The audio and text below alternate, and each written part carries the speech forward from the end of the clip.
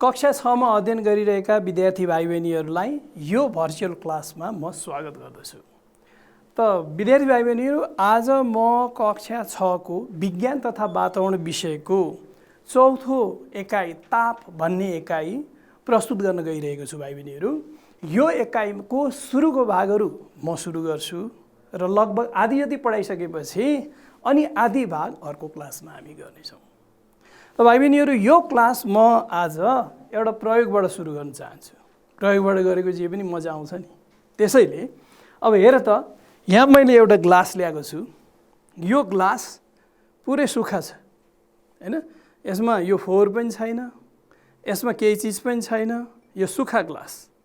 अब यो सुक्खा ग्लासलाई मैले राखेँ र यसमा यहाँ बरफ लिएर आएको छु अलिकति। अब यो बरफ यसमा हाल्दैछु है।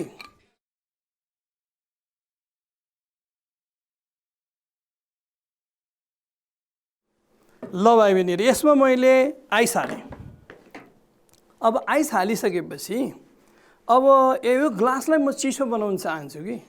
ग्लासलाई म चिसो बनाउनुको निमित्त यसमा म पानी पनि हाल्दैछु। हेर त भाइ बहिनीहरू, यो ग्लासमा म पानी हाल्छु। ल अब यसको काम सिद्धियो। यसलाई थन्काइदिउँ। यसलाई मैले एक साइड लगाइदिएँ है, यहाँ एक ठाउँमा राखिदिएँ। अब यो कक्षाको लगभग अन्त्यतिर म यसलाई चाहिँ नि पछि देखाउनेवाला छु। योसँग सम्बन्धित प्रयोग के हो भनेर कक्षाको अन्त्यतिर यसको पालो आउँछ। धैर्य गरौँ है त। यो प्रयोग सुरुवात मात्रै गरेको हो।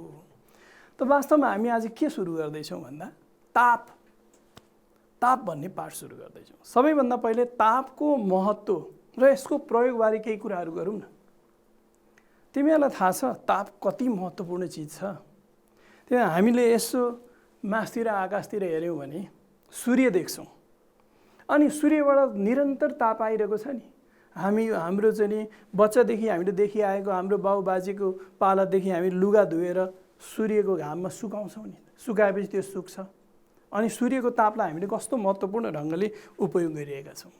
त्योदेखि बाहेक पनि थुप्रै कुराहरू छन् नि सूर्यको तापको उपयोगिता, जस्तै मस्यौरा बनाउनु, तितौरा बनाउनु, जस्तै त्यो मुलाको चानाहरू सुकाउनु, त्यसै गरेर आलुको मसिनो स्लाइस बनाएर अनि त्यसलाई चाहिँ पछि हामी चिप्स बनाउनुको निमित्त त्यसलाई पनि सुकाउँछौँ। सूर्यको ताप प्रयोग गरेर विभिन्न खाद्य पदार्थहरू सुकाइन्छ। धान हैन, मकै, गहुँ सुकाएर अनि मात्रै धान कुट्नको लागि लगिन्छ। यसरी सूर्यको तापलाई हामी व्यापक रूपमा प्रयोग गर्छौँ।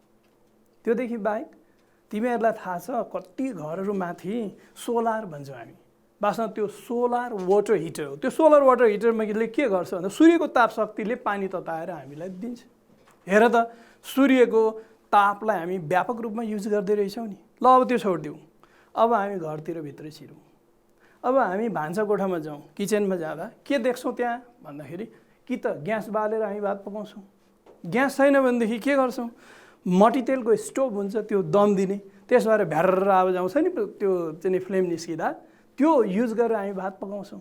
त्यसो होइन भने गाउँघरमा त व्यापक दाउरा पाइन्छ नि त। त्यो दाउरा प्रयोग गरेर हामी खानेकुरा पकाउँछौँ। त्यति मात्रै कहाँ हो र गाईबस्तुलाई आवश्यक पर्ने कुँडो बनाउनलाई पनि दाउरा प्रयोग गर्छौँ। यसरी ताप शक्तिको हेर त अर्कोतिर कस्तो महत्त्वपूर्ण उपयोग। संसारभरिकै मानिसहरू यो ताप शक्तिलाई प्रयोग गरेर खाना पकाउँछ। अब घरभित्रै अरू हेरौँ न, विद्युतीय सामानहरू कति छन् जसले ताप शक्ति उत्पादन गर्छ, जस्तै राइस कुकर, जस्तै त्यो हिटर, जस्तै इलेक्ट्रिक आइरन हैन। यी सबैले विद्युत शक्तिलाई ताप शक्तिमा परिणत गर्छन्, हामी युज गर्छौँ। अब घरबाट बाहिर निस्क्यो भने तापै चाहिन्छ है फेरि। जस्तै घरबाट निस्क्यौँ, केमा निस्किने? टाढा जानु पर्यो, मोटरसाइकलमा जानु पर्यो, कारमा अथवा गाडीमा, बसमा, ट्रकमा, ती सबै चिजमा कि त पेट्रोल बालेर निस्किएको ताप शक्तिले इन्जिन चल्छ, कि त डिजेल बालेर निस्किएको ताप शक्तिले त्यसको इन्जिन चल्छ। त्योदेखि बाहेक अझ धेरै टाढा टाढाको यात्रा, विदेश यात्रामा ट्रेन, हवाईजहाज, ट्रेनमा के युज हुन्छ? कोइला युज हुन्छ। कोइला बालेर उत्पन्न ताप शक्तिले ट्रेन चल्छ। हवाईजहाजमा अत्यन्तै शुद्ध पेट्रोलको प्रयोग गरेर त्यो चल्दछ। त यसरी ट्रान्सपोर्टेसन, यातायातको साधन पनि सबै ताप शक्तिकै देन हो भन्दा पनि हुन्छ। अब योदेखि बाहेक हामीले यो लगाएको लुगाफाटाहरू, हामीले प्रयोग गर्ने विभिन्न सामग्रीहरू कहाँबाट आउँछ? उद्योगबाट बन्छ।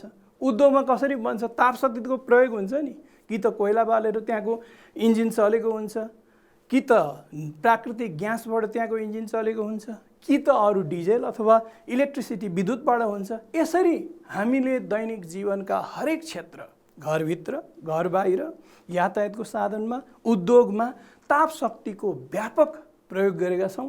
ताप हाम्रो निमित्त महत्त्वपूर्ण कुरा हो। अब यहाँनिर आएपछि हो कुरा त बुझियो, तर ताप भनेकै के हो भन्ने कुरा आयो नि त यहाँ। What is heat? ताप भने के? तापको कुनै आकार छैन, तापले कुनै ठाउँ लिँदैन, तापको पिण्ड हुँदैन। पिण्ड भनेको मैले अगाडिको क्लासमा पनि पढाएको थिएँ, भाइ बहिनीहरूलाई यदि याद छ भने पदार्थको मात्रालाई पिण्ड भन्छौँ हामी। न तापको आकार छ, न यसले ठाउँ ओगट्छ, न यसको पिण्ड छ। यस्तो चिजलाई त पदार्थ भनिँदैन, पदार्थ त होइन। तर यसले काम त भयानक भयानक कामहरू गर्छ नि, यसमा भयङ्कर कार्य गर्न सक्ने क्षमता रहेछ नि त, कार्य गर्न सक्ने ठुलो क्षमता छ यसमा, त्यसैले यसलाई शक्ति भनिन्छ। त्यसैले हामीले तापलाई परिभाषित गर्दा शक्तिको रूपमा परिभाषित गर्छौँ। कहीँ तिमीले ताप भनेको के हो भन्नु पऱ्यो भने यसरी म चार्टबाट देखाउँदैछु भाइ बहिनी, चार्टतिर हेरौँ त।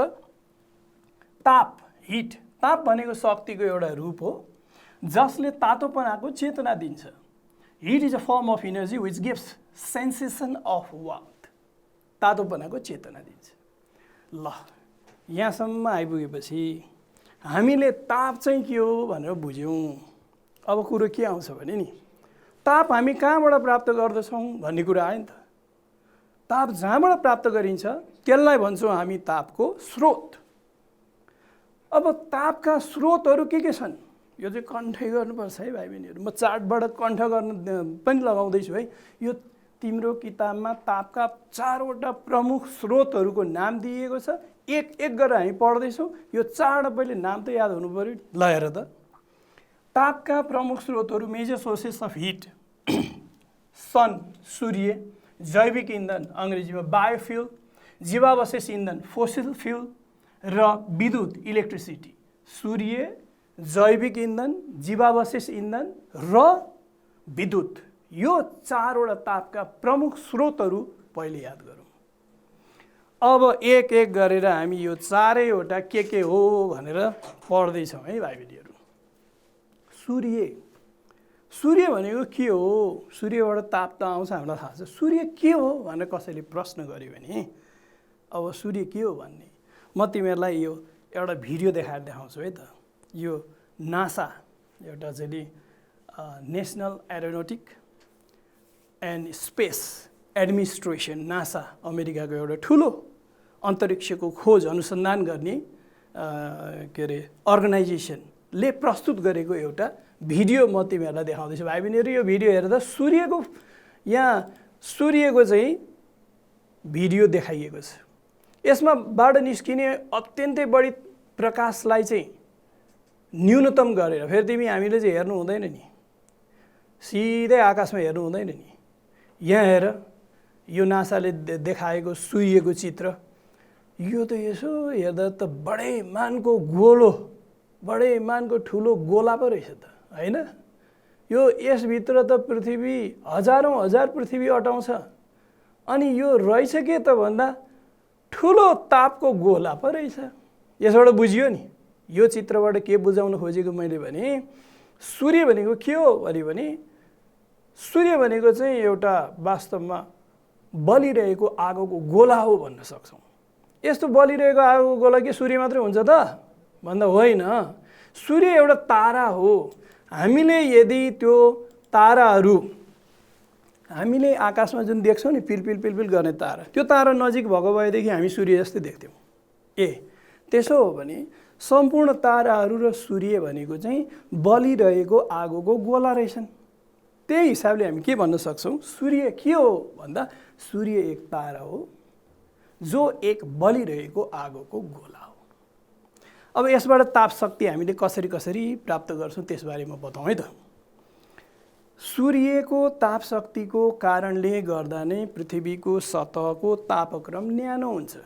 15-20 डिग्री सेल्सियसको यो एउटा सरदर तापक्रम हुन्छ। अब यो हाम्रो जुन पृथ्वीको सतहको जुन न्यानोपना छ, यो न्यानोपनाको कारणले गर्दा हामी मानिस बाँचेका हौँ र सम्पूर्ण अर्थको सर्फेसमा, पृथ्वीको सतहमा जनावरहरू बाँचेका हुन् र पृथ्वीको सतहमा अनेकौँ किसिमका वनस्पति पनि बाँच्न सम्भव भएको कारण नै सूर्यको तापले गर्दा हो। यदि सूर्य नहुँदो हो त के हुन्थ्यो होला, यसो सोच त। सूर्य नभइदिएको भए यो सबै सतहमा त हिउँ नै हिउँ जम्थ्यो।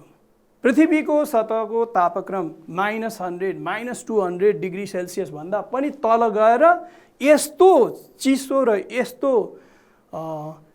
अचम्मको अवस्था आउँथ्यो कि त्यहाँ कुनै जीव बाँच्नै सक्दैन थियो, न वनस्पति न प्राणी। त्यसैले सूर्यको तापबाट नै पृथ्वीमा जीवन सम्भव भएको। दोस्रो कुरा, सूर्यको तापले गर्दा जलचक्र चल्छ। क्या हो यो जलचक्र भनेको? एउटा भिडियोबाट हेरौँ है त। म भाइ बहिनीहरूलाई जलचक्र बुझाउँदैछु है। यो पनि नासाबाट दिएको भिडियो, यहाँ हेर त। यो भिडियोमा यो सूर्यबाट आएको ताप शक्तिको कारणले गर्दा यो समुद्र महासागरको पानीहरू बाष्पीकरण भएर माथि उड्छ र बादल बन्दछ। बादलले मसिना ससाना पानीका कणहरू बोकेको हुन्छ। चिसो ठाउँमा पुगेपछि त्यो कणहरू मिलेर थोपा बनेर वर्षा हुन्छ। अब यसरी वर्षा भनेर तल झरेपछि केही पानी जमिनभित्र सोसिन्छ र जसलाई हामी ट्युबवेलबाट तान्न सक्छौँ, जसलाई अन्डरग्राउन्ड वाटर पुल गरेर निकाल्न सक्छौँ हामी, र केही पानी तलाउहरू इनारहरूमा जम्मा हुन्छ भने बाँकी रहेको पानी बगेर फेरि समुद्रमा पुग्छ। लएर त एउटा चक्कर पुरा भयो कि भएन? यो एउटा पुरा चक्कर पुरा भयो नि त। यसलाई भनिन्छ जलचक्र। यदि यो जलचक्र नभइदिएको भए के हुन्थ्यो? यो जलचक्र नभएको भए त गण्डगोल हुन्थ्यो। के गण्डगोल भन्दाखेरि अरू ठाउँमा पानी नै पुग्दैन थियो। पानी के खाने, केले सफाइ गर्ने, केले खेती गर्ने, बोट बिरुवाले जराबाट पानी सोसेर लिन्छ, त्यो कसरी उसले प्राप्त गर्दछ? हैन, त्यो त कुनै जीवन नै सम्भव भएन नि त। अरू ठाउँहरूमा त समुद्रकै किनारमा मात्रै चाहिँ जनावरहरू बस्नुपर्ने भयो। अनि बिरुवा चाहिँ उम्रिँदै नउम्रिने भएपछि बिरुवा खाएर जनावर बाँच्नु पर्ने, त्यो पनि बाँच्ने भएन। त्यसैले जलचक्र चलाउने सूर्यको ताप शक्ति हो। सूर्यबाट यसरी ताप शक्ति प्राप्त गर्छ। अब योदेखि बाहेक पनि भाइ बहिनीहरू, यो हामीले के अरे सूर्यबाट आएको ताप शक्तिलाई विभिन्न काममा उपयोग गरेका छौँ के। अब यहाँ हेर त, म तिमीहरूलाई केही चिजहरू देखाउँदैछु। त भाइ बहिनीहरू यो हेर त, यो के हो? यो के हो भन्दा यो चाहिँ यसलाई भन्छौँ हामी सोलर कुकर, विद्युत के अरे सौर्य चुलो। यहाँ सूर्यको ताप शक्तिलाई यो सतहबाट परावर्तन गरेर यहाँभित्र राखिएको भाँडामा पारिन्छ। हेर त, जसलाई ग्लासले पनि छोपेको छ। अनि यो भाँडामा परेपछि यहाँ भाँडामा राखेको चिजहरू चाहिँ पाक्ने भयो नि त। त्यसै गरी सूर्यको ताप शक्तिलाई यो हेर त, यो सोलर वाटर हिटर हैन, यो सोलर वाटर हिटरमा सौर्य शक्तिलाई यो कालो पाइपमा भित्रबाट पानी बहन्छ। त्यो पानीले यसलाई शोषण गर्दछ र शोषण गरिसकेपछि पानी तातेर यो ट्याङ्कीमा जम्मा हुन्छ र हामी चाहिँ नि आफ्नो नुहाउने ठाउँमा, बाथरुममा वा किचनमा, भाँडा मार्ने ठाउँमा वा जहाँ चाहन्छौँ त्यहाँ उपयोग गर्न सकिन्छ। यसरी हामी चाहिँ के अरे सोलर इनर्जीलाई विभिन्न उपकरणद्वारा उपयोग गर्न पनि सक्छौँ। भनेपछि यति भनिसकेपछि सोलर इनर्जीको कुरा अब सिद्ध्याउँ। तर जाँदा जाँदै सोलर इनर्जीलाई बिदा गर्दा गर्दै हामीले दुईवटा प्रमुख कुराहरू एकदम सम्झिनुपर्छ। सूर्यलाई किन तापको प्रमुख स्रोत भनिन्छ भनेर कसैले भन्यो भने, तापको प्रमुख स्रोत भन्नुको कारण म यहाँ बताउँदैछु। हेर त, तापको प्रमुख स्रोत सूर्य हो। किन हो? सूर्यको तापले गर्दा नै पृथ्वीको सतह न्यानो रहन्छ, जसले गर्दा मानिस लगायत जनावरहरू र वनस्पतिहरू बाँच्न सक्छन्। Earth's surface remains warm because of solar heat energy, due to which human, other animal and plants can survive. त्यसै गरी अब दोस्रो यसलाई किन प्रमुख स्रोत भनिएको तापको, सूर्यको तापले गर्दा जलचक्र चल्दछ, जसले गर्दा पृथ्वीको सबै भागमा प्राणी तथा वनस्पति बाँच्न सक्छन्। Water cycle is conducted by sun, solar heat energy, due to which the animals and plants can survive throughout the world. यसरी हामी सौर्य ताप शक्तिको ठुलो महत्त्व रहेछ भनेर बुझेर यो सौर्य शक्तिलाई ताप शक्तिलाई हटाइदिउँ, सौर्य तापलाई हटाइदिउँ। अब हामी दोस्रो भागतिर जान्छौँ। मैले अघि चाडा भनेको थिएँ नि, जैविक इन्धनको पालो आयो। यो जैविक इन्धन भने के हो यो बुझाउनुको लागि म तिमीलाई पहिले केही फोटोहरू देखाउँछु है। यो एकदम चिनेकै जानेकै देखेकै कुराहरू छ, त्यही पनि हेर है त। के देखियो फोटोमा? दाउरै दाउरा छ। एउटा घरको त वरिपरि दाउरा जम्मा गरेको देखियो हो। किन गरिएको यो दाउरा भन्दा पक्का पनि यहाँ दाउरा बालेर भात पकाइन्छ वा दाउरा बालेर गाईबस्तुहरूलाई कुँडो बनाइन्छ, खुवाइन्छ, वर्षभरिलाई पुग्ने गरिकन दाउरा वहाँ परसम्म पनि राखिएको देखिन्छ हैन। अर्को चित्र हेर। अब हेर त यो के देखियो? यो पराल हो। पराल भनेको के? स्ट्र भनेको के भन्दा यो धानबाट आउने, धानको बिरुवा, धान पाकेपछि बालाहरू झिकिन्छ अनि बिरुवा सुकेर बन्ने चिज चाहिँ के भयो त? पराल भयो। यो धानकै बिरुवाको चाहिँ नि सुकेको रूप हो। यसलाई बाल्यो भने त्यो वारवार बल्छ, तापको स्रोतको रूपमा यसलाई प्रयोग गर्न सकिन्छ। हुन चाहिँ यसलाई गाईबस्तुहरूलाई खुवाउनु पनि प्रयोग गरिन्छ, धेरै मात्रामा भयो भने ताप शक्ति उत्पादन गर्न पनि प्रयोग गरिन्छ। अब यो के हो? अर्को हेर त। यो हेर्दाखेरि त चटक्क परेको राम्रो खाने चिज हो कि जस्तो देखिन्छ, होइन नि। यो त गोबर हो। गोबरलाई सुकाएर बनाएको गुइठा हैन। गाईबस्तुको गोबरलाई गोलाकार रूप दिएर गुइठा बनाएर सुकाएर राखिएको। ल हेर गोबर पनि किन राखेको होला भन्ने तिमीलाई लाग्ला। अर्को यहाँ हेर न, थाक गुइठा राखेको छ। किन राखेको यो भन्दा तिमीले तराईतिर देखेको छौ यो गुइठाहरू व्यापक प्रयोग हुन्छ। यो गुइठा बालेर हामी खाना पनि पकाउन सक्छन्, किसानहरूले खाना पनि पकाउँछन् र गुइठा बालेर गाईबस्तुलाई चाहिँ बनाउने कुँडो पनि बनाउन सकिन्छ। अनि यो गुइठा बालेर धेरै चिसो बेलामा चाहिँ कोठालाई तातो बनाउने पनि गर्दछन्। यो तराईतिर यस्तो काम व्यापक रूपमा गरिन्छ। अब यो हेर त फेरि यो के हो? यो यत्रो ठुलो ट्याङ्कीले घ्याप्प छोपेको छ। के छोपेको छ भन्दा त्यहाँभित्र गोबर छ। फेरि गोबरलाई पानीमा मिसाएर गोबरको स्लरी घोल बनाएर यसभित्र हालिदिएको हुन्छ। अब त्यहाँ गोबर कुहिएर ग्यास बन्दछ। ग्यास त्यहाँ पाइप देखिरहेछौ नि, त्यो पाइपबाट निकालेर त्यो ग्यास हामी खाना पकाउनु प्रयोग गर्न सक्छौँ। त्यो ग्यासलाई कोठा उज्यालो बनाउनु पनि प्रयोग गर्न सक्छौँ। यो चाहिँ नि जैविक ग्यास भनिन्छ, बायोग्यास भनिन्छ। त यसरी हामीहरूले यो थुप्रै चिजहरू, मैले के भने जैविक इन्धनमा दाउरा पनि भने, पराल पनि भने, यो सबै चिजहरू कहाँबाट आउँछ? यो अहिले भनेका चिजहरू जस्तै गुइठा भनियो, दाउरा भनियो, पराल भनियो, अनि जैविक चाहिँ नि ग्यास भनियो। यो कहाँबाट आउँछ भन्दा कि त जनावरको मलमूत्रबाट बनाइयो यो, कि त वनस्पतिको मृत शरीरको विभिन्न भागबाट बनेको हो। जस्तै दाउरा त सिधै रुखको चाहिँ नि हाँगा र काण्डहरूबाट बनेको होइन र। त भनेपछि यो सबै के हो? जैविक इन्धन हो। र जैविक इन्धनलाई हामीले यसरी परिभाषित गर्न सक्छौँ। जैविक इन्धन बायोफ्युल वनस्पति तथा जनावरबाट प्राप्त हुने दाउरा, पराल, गुइठा, जैविक ग्यास आदिलाई जैविक इन्धन भनिन्छ। अब firewood, straw, cow dung cake, biogas etc. obtained from the body of plant and animal are called biofuel. यसरी जैविक इन्धनलाई हामी परिभाषित गर्न सक्छौँ। त भाइ बहिनीहरू यो जैविक इन्धनको विषयमा अब योभन्दा बढी त्यति बताइरहनु पर्ने जस्तो मलाई लागेन। तिमीहरूले देखेकै हो हाम्रो देशलाई कृषि प्रधान देश भनिन्छ र हाम्रो देश गाउँै गाउँले भरिएको छ र ती गाउँहरूमा व्यापक रूपमा हामी यो गाईबस्तुहरू पालन गर्छौँ जसको गोबरहरूबाट हामी चाहिँ नि जैविक चाहिँ नि यो ग्यास चाहिँ नि उत्पादन गर्न सक्छौँ। त्योदेखि बाहेक पनि हाम्रो देश जङ्गलै जङ्गल छ, त्यसबाट आएका काठहरूलाई पनि प्रयोग गरेर हामी ताप शक्ति प्राप्त गर्न सक्छौँ। त्यसैले गर्दा जैविक ऊर्जा अथवा जैविक इन्धनको प्रयोग नेपालमा अलिक बढायो भनेदेखि हामीले बाहिरबाट ल्याउनु पर्ने विभिन्न किसिमको पेट्रोल डिजेल यो ग्यासहरूको खपतलाई घटाउन सक्छौँ। त अब यति भनिसकेपछि अब अर्को पार्टतिर लागौँ। तेस्रो पोइन्ट अघि के थियो भन्दा जीवावशेष इन्धन। जीवावशेष इन्धन, ल यसलाई बुझाउनुको लागि म कहाँबाट सुरु गरौँ भने नि मोटरसाइकल केले चल्छ? पेट्रोलले। पेट्रोल। अनि कारहरू केले चल्छ? पेट्रोलले। अनि बस र ट्रक त्यो हेभी भेहिकल हो, तिनीहरू डिजेलले चल्छ। अनि हाम्रो त्यो स्टोभ मट्टीतेलले चल्छ। अनि त्यसै गरेर हाम्रो यो घरमा पकाउनलाई युज गर्ने ग्यास, त्यसको नाम के हो? पेट्रोलियम ग्यास हो। अनि त्यसै गरेर अब रेल केले चल्छ? कोइलाले चल्छ, कोल भन्छौँ हामी।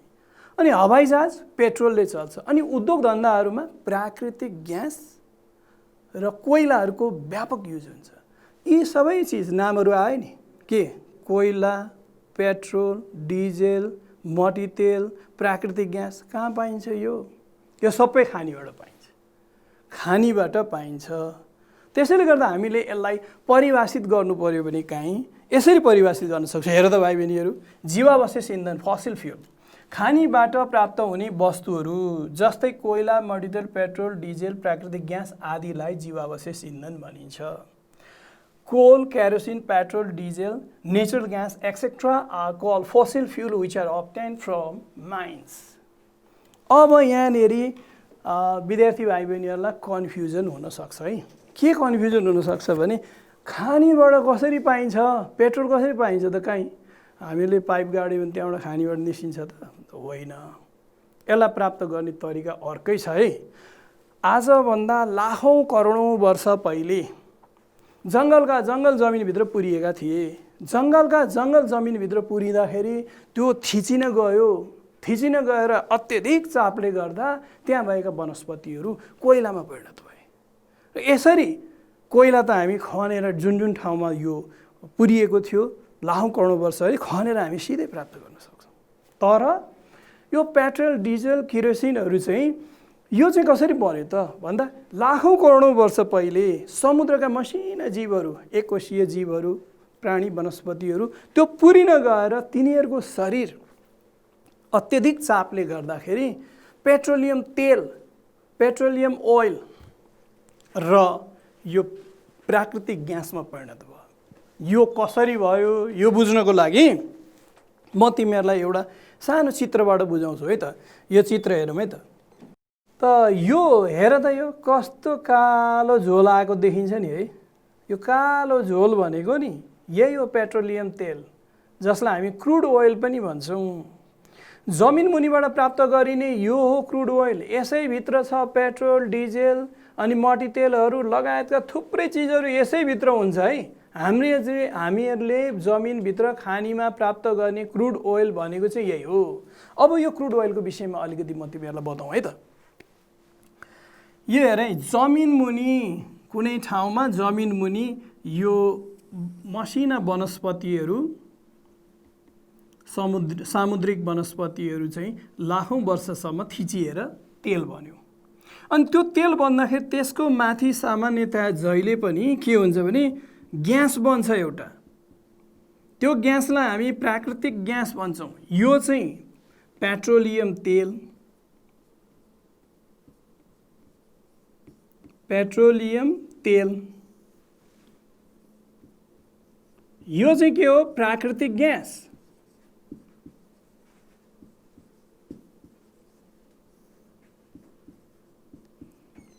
अब यो कहाँ छ भने अघि भर्खर मैले यो जमिन मुनि भित्रपट्टि थिचिएर बसेको छ।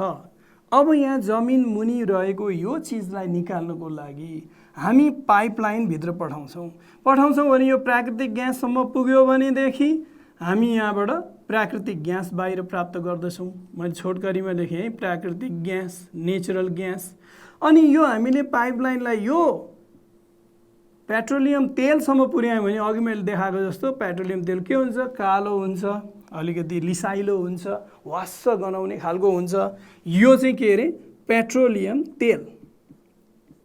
यसरी प्राप्त गर्दैछौँ। त भाइ बहिनीहरू, यहाँ एउटा कन्फ्युजन नरहोस् भनेर भन्छु है एउटा कुरा। तिम्रो किताबमा त्यहाँनिर प्राकृतिक ग्यास भनेको एलपिजी, लिक्विफाइड पेट्रोलियम ग्यास हो भनिएको छ। त्यो लाइन चाहिँ गडबड भएछ, त्यो लाइनलाई कट्टी गर्ने। प्राकृतिक ग्यास भनेको एउटा चिज हो, तर के भने लिक्विफाइड पेट्रोलियम ग्यास भनेको अर्कै चिज हो।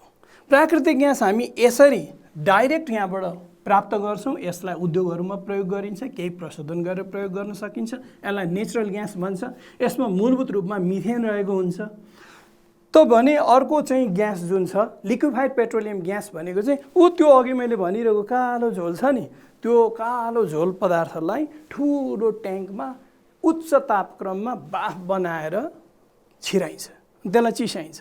चिसाउँदाखेरि चिसिँदै जाँदा कुनै एउटा निश्चित मात्रामा चिसिएपछि एउटा तरल निस्किन्छ, त्यहाँबाट छुट्टिन्छ, पाइपलाइनबाट निकालेर जम्मा गरिन्छ। फेरि अझै चिसिँदै जाँदा अर्को फेरि तरल निस्किन्छ, फेरि अझै चिसिँदै जाँदा अर्को बेलामा अर्को तरल निस्किन्छ। यसरी त्यो क्रुड ओइल जुन छ त्यसबाट तरलको रूपमा निस्किएको चिजहरू के हो थाहा छ?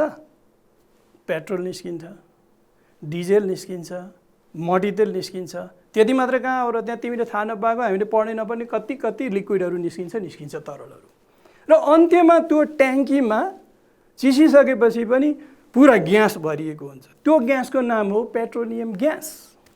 त्यो पेट्रोलियम ग्यासलाई हामी ठ्याक्क प्रेसर दिन्छौँ, चाप दिन्छौँ र त्यसलाई हामीहरू लिक्विड तरल अवस्थामा परिणत गर्छौँ, जसलाई लिक्विफाइड पेट्रोलियम ग्यास, तरलीकृत गरिएको के पेट्रोलियम ग्यास भनिन्छ।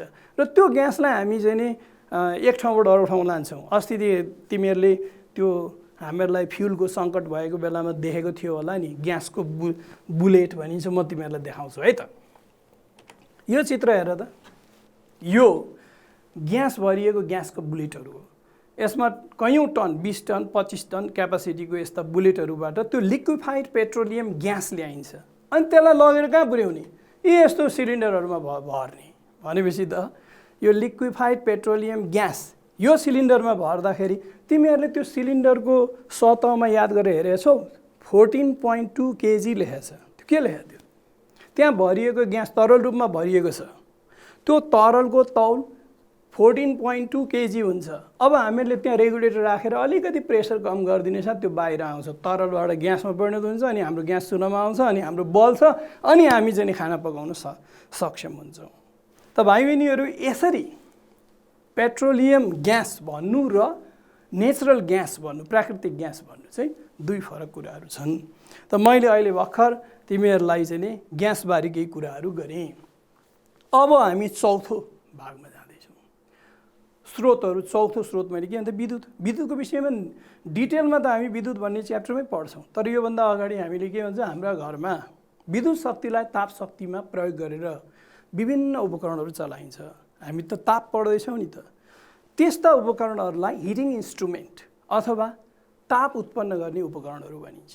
तिमीहरूलाई याद होला नि, त्यो देखेकै कुरा म फेरि एकपल्ट देखाउँछु है त। हेर है त, यहाँ यो के हो? यो ताप्ने हिटर हो नि त। हामी के गर्छौँ? विद्युत शक्ति प्रवाह गरेर ताप शक्तिमा परिणत गर्छौँ, अनि कोठा तातो बनाउँछौँ, आफ्नो हात खुट्टा तातो, शरीर तातो बनाउँछौँ। यो के हो? यो त खाना पकाउने यो जुन छ विद्युत प्रवाह भएपछि यो रातो हुने गरी रातो पहेँलो हुने गरी तात्छ यहाँभित्र राखेको कोइल, अनि हाम्रो खाना पाक्छ। यो के हो? यो विद्युत प्रवाह भएपछि हामी इलेक्ट्रिक आइरन, यसलाई हामी कपडालाई प्रेस गर्न युज गर्छौँ। त्यस्तै यो के हो? यो इलेक्ट्रिक केटल, यसमा पानी राखेर हामी चाहिँ पानीलाई उमाल्न सक्छौँ। यसरी हामी चाहिँ विभिन्न चिजहरू प्रयोग गर्छौँ। यो के हो? यो चाहिँ हेयर ड्रायर हो। यसले तातो हावा छोड्छ र केसलाई हामी चाहिँ नुहाइसकेपछि जाडो महिनामा केस सुकाउन प्रयोग गर्छौँ। यस प्रकार हामीहरू घरमा विद्युत शक्तिलाई ताप शक्तिमा परिणत गरेर विभिन्न काममा उपयोग गर्छौँ। त अरू यसको डिटेल हामी अर्को विद्युत नै च्याप्टरमा पढ्छौँ। त भाइ बहिनीहरू, मैले 4वटा तापका स्रोतहरू सकेँ। अब हामी कहाँ जान्छौँ भने नि, ठिक छ, बुझियो ताप भनेको के हो, बुझियो तापका स्रोतहरू बुझियो। अब अर्को पार्ट छ, तापको असर के हुन्छ? कुनै वस्तुलाई ताप दिँदा त्यसमा के असर देखा पर्छ? हो, त्यो तापको असरहरूको बारेमा म तिमीहरूलाई केही बताउँदैछु है। तापका थुप्रै असरहरू छन्, तर हामी आजको क्लासमा तापको असरमा तापले वस्तुको अवस्था परिवर्तन गर्न सक्दछ भन्ने कुरालाई हामी प्रस्तुत गर्दैछौँ है त। तापले वस्तुको अवस्था परिवर्तन गर्छ भन्नुको मतलब कुनै चिजलाई तताको तताइ गऱ्यौँ भने त्यो चिज यदि ठोस रूपमा छ भने त्यो तरलमा परिणत हुन्छ। हेर त, ठोस वस्तुलाई ततायो भने, ताप दियो भने त्यो के हुन्छ? तरलमा परिणत हुन्छ। थाहा छ कि छैन? अनि तरललाई ताप दियो भने के हुन्छ? त्यो ग्यासमा परिणत हुन्छ। ग्यासलाई ताप दियो भनेदेखि त अब अझ के हुने हो थाहा छैन। मसिनो ग्यासका कणहरू बन्छ, के हुन्छ त्यो पढ्नु परेन। हाम्रा वस्तुको 3वटा अवस्थाहरू छन्, ठोस, तरल र ग्यास। ठोस ताप दिए तरल, तरल ताप दिए ग्यास। ग्यासलाई चिस्यायो भने चाहिँ के हुन्छ? चिस्याउँदा तरलमा परिणत हुन्छ। तरललाई पनि चिस्यायो भने के हुन्छ? ठोसमा परिणत हुन्छ। अब भाइ बहिनीहरू, यो कुरो त हामीले बुझ्यौँ, पदार्थको 3 अवस्था, एउटा अवस्थाबाट अर्को अवस्थामा परिणत हुन्छ। ताप दिँदा तरलमा चेन्ज हुन्छ भने, त्यहाँबाट ताप झिकिदियो भने चिस्याउनु भनेको झिक्नु हो, ठोसमा चेन्ज हुन्छ। म एउटा भिडियो देखाउँदैछु है भाइ बहिनीहरू, यो हेरौँ है त। ल भाइ बहिनीहरू, यहाँ हेरौँ त यो भिडियो के हो। एकदम पानी उम्लिरहेछ, हो कि होइन? उमाले कस्तो मजाले उम्लिएछ। के बन्यो? तरल पानी त ग्यास बन्यो त, बाफ बन्यो। पानी उम्लिँदा बाफ बन्छ भनेर त हामीलाई थाहा छ, तर बाफबाट फेरि पानी बन्छ त? अब त्यसको लागि म तिमीलाई यहाँ एउटा चिज देखाउँदैछु है। अघि सुरुमा प्रयोग गरेको चिज हेर त। ल हेर यहाँ त, हेर त, यो त गजब भयो त, अचम्मै भयो। भित्र मैले बरफ हालेको थिएँ, त्यहाँ माथि पानी हालिदिएको थिएँ, तर त्यो पानी त यहाँ बाहिर देखिँदैछ। यी ल हेर, सतहमा पो पानी देखियो। अरे यो बरफलाई किन पसिना आयो? पसिना पनि फेरि यो ग्लासलाई छेडी कसरी बाहिर आउँछ? यो त हुनै नहुने अचम्मको कुरो भएन भाइ बहिनीहरू? किनभने मैले भित्रपट्टि अघि सुरुमा यहाँ बरफ हालेर पानी हालेको थिएँ है। अहिले आएर हेर्दाखेरि भित्र हालेको पानी बाहिर देखा पर्यो। यहाँ ग्लासबाट पानी छेडेर आउन सक्छ? सक्दैन। भएको के हो त भन्दा, भएको यो हो कि यो हाम्रो वरिपरि वायुमण्डलमा पानीको बाफ हुन्छ र त्यो पानीको बाफ यो चिसो सतहमा ठक्कर खाएपछि बाफ चाहिँ फेरि तरलमा परिणत हुन्छ। यसको मतलब ग्यासलाई चिस्याउँदा त्यो तरल अवस्थामा परिणत हुन्छ भन्ने कुरा यो साधारण प्रयोगले साबित गर्यो नि त। यसरी अघि अहिले मैले लेखिरहेको कुरा यो पनि मेरो साबित भयो। ठोस अवस्थामा रहेको बरफलाई तताउँदा तरल बन्छ, तरल पानीलाई तताउँदा ग्यास बन्छ, ग्यासलाई चिस्याउँदा फेरि के बन्छ? तरल बन्छ, पानी बन्छ। यो पानीलाई फेरि चिस्यायो भने के हुन्छ? आइस बन्छ। हामीले फ्रिजमा आइस बनेको देखेका छौँ नि त भाइ बहिनीहरू। यसरी वस्तुलाई ताप दिँदा त्यसको अवस्था परिवर्तन हुन्छ भन्ने कुरासम्म आजको क्लासले भ्यायो, त्योभन्दा पछाडि भ्याइएन। त यति गरिसकेपछि अब म अन्त्यमा भाइ बहिनीहरूलाई के बताएर जान चाहन्छु भने, आज त्यो भाइ बहिनीहरूले के जान्यौ, के गर्न सक्छौ, अब तिमीले तापको महत्त्व र प्रयोग दैनिक जीवनमा कहाँ कसरी भएको छ भन्न सक्छौ। अब तिमी तापलाई परिभाषित गर्न सक्छौ। तापका 4वटा प्रमुख स्रोतहरूको नाम दिन सक्छौ। एउटा सूर्य भयो, अर्को जैविक इन्धन भयो, अर्को जीवावशेष इन्धन भयो, अर्को के भयो? विद्युत भयो। र तिनीहरूसँग सम्बन्धित उपकरणहरू र तिनीहरू के हुन् भनेर पनि तिमी व्याख्या गर्न सक्छौ। यति गर्न सक्छौ भन्ने आशा गर्दै आजको क्लास म यही अन्त्य गर्दछु। धन्यवाद।